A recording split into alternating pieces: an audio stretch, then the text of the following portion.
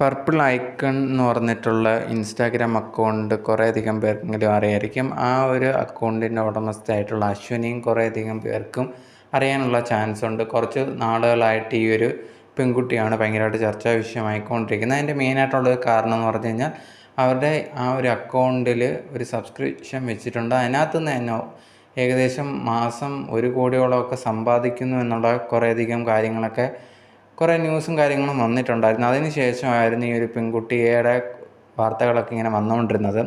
എന്തായാലും ആ പെൺകുട്ടി ആ ഒരു ചാനൽ അക്കൗണ്ടിൽ ഇടുന്ന ഒരു സബ്സ്ക്രിപ്ഷനൊക്കെ ആൾക്കാർ എടുക്കുന്നതിൻ്റെ കാരണം ഒരു മറ്റൊരു രീതിയിലുള്ളൊരു പോസ്റ്റൊക്കെയാണ് ഇടുന്നത്. അതിനെതിരെയും കുറേയധികം പേര് വീഡിയോസായിട്ടൊക്കെ വന്നിട്ടുണ്ടായിരുന്നു. ഇങ്ങനെയൊക്കെ ചെയ്യുന്നവരെ സപ്പോർട്ട് ചെയ്യും ഇത്ര ആൾക്കാരോ എന്നുള്ള രീതിയിലൊക്കെ പറഞ്ഞുകൊണ്ട് വന്നിട്ടുണ്ടായിരുന്നു. എന്തായാലും ഇതൊക്കെ നിർത്തിക്കണം എന്നുള്ള രീതിയിലും പറഞ്ഞിട്ടുണ്ടായിരുന്നു.